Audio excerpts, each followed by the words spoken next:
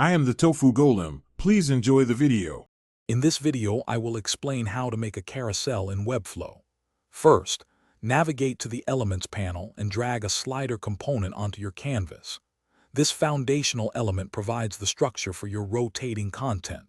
Next, you will want to adjust the number of slides and their initial content.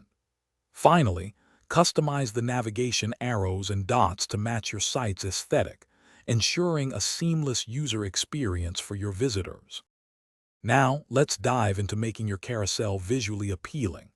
Select individual slides or the entire slider wrapper to apply custom styling, including background images or colors.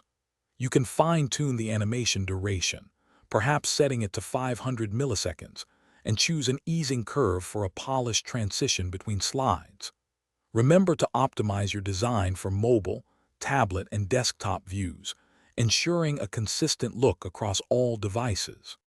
To elevate your carousel, consider adding advanced functionality.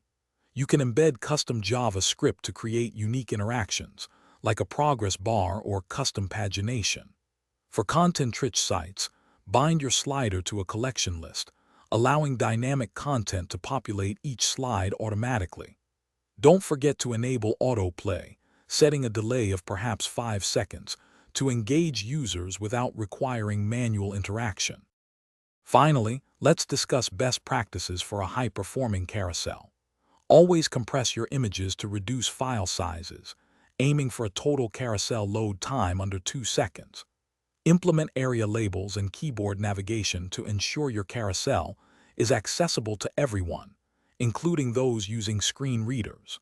Thoroughly test your creation across various browsers and devices to guarantee a flawless experience for every single visitor. Thanks for watching. Consider subscribing if we helped you today.